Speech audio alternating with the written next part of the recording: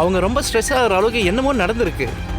அவங்க ப்ராப்பராக சாப்பிடாதனால, மெடிசன் கரெக்டாக எடுத்துக்காதனால ரொம்ப பேனிக் ஆகிருக்காங்க.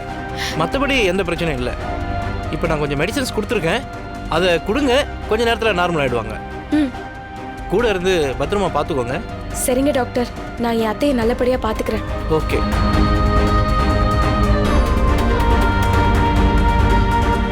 நான் வரேன். வாங்க டாக்டர்.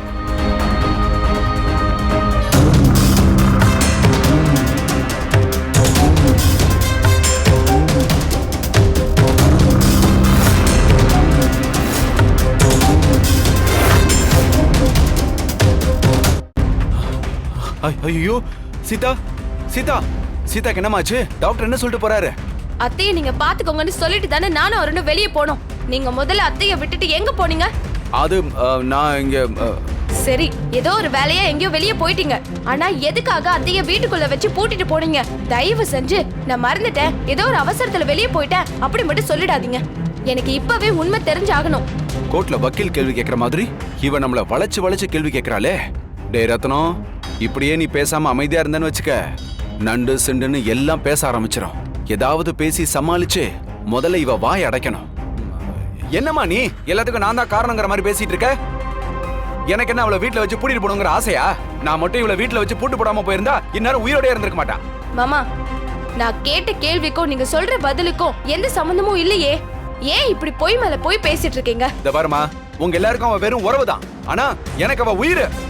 என் மேல சந்தேகப்பட்டு மேலோட்டமா பார்த்தா எல்லாமே தப்பா தான் தெரியும். இப்ப சொல்றேன், எதுக்காக அவளை வீட்டுக்குள்ள வச்சு பூட்டிட்டு போனேன்னு.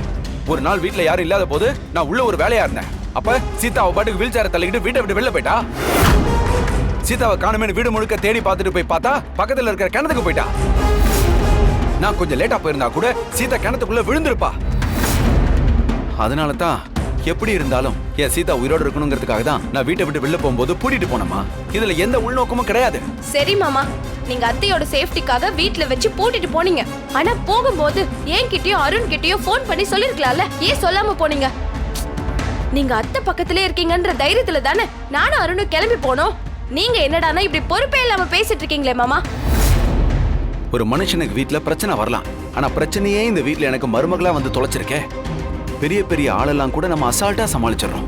ஆனா இவளை சமாளிக்கிறதுக்குள்ள நான் திணற வேண்டியிருக்கேன்.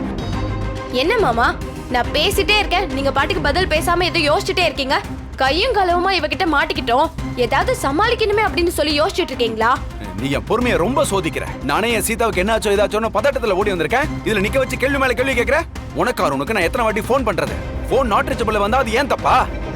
சரி மாமா, நீங்க சொல்ற மாதிரியே இருக்கட்டும். வெளியில கிளம்புறதுக்கு முன்னாடி அத்தைக்கு சாப்பாடு கொடுத்தீங்களா? சாப்பாடை போட்டு என் கையாலேயே பசஞ்சு அவளுக்கு ஊட்டி விட்டேன். இன்னைக்குன்னு பார்த்து என் சீதா நல்லா சாப்பிட்டாமா. காலையிலயும் சாப்பிட்டா, மத்தியானமும் சாப்பிட்டா. சரி, அத்தைக்கு மாத்திரை எல்லாம் கரெக்டா எடுத்து கொடுத்தீங்களா? அவங்க டைமுக்கு மருந்து மாத்திரை எல்லாமே சாப்பிட்டாங்களா? மாத்திரை எல்லாம் டைம் கொடுத்து அவளை சாப்பிட வச்சுட்டேனே.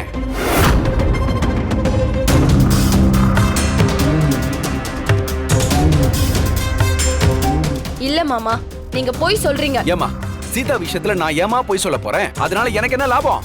அத்தைக்கு நீங்க சாப்பாடு ஊட்டி விட்டது உண்மைன்னா சாப்பாடு தட்டு ஏன் இப்படி கீழே செதறி கிடக்கணும்? அத்தையோட போன் ஏன் இப்படி உடைஞ்சு கிடக்கணும்? இப்ப இதுக்கு என்ன பதில் சொல்ல போறீங்க மாமா? ஓமா, நீ இப்படி பேசுறதும் கேள்வி கேட்கறதும் ரொம்ப சிறுபலத்தனமா இருக்குமா? நான் சீதாவுக்கு சாப்பாடு ஊட்டிட்டு எனக்காக போட்டு வச்சிருந்த சாப்பாடை சாப்பிட மறந்துட்டேன்.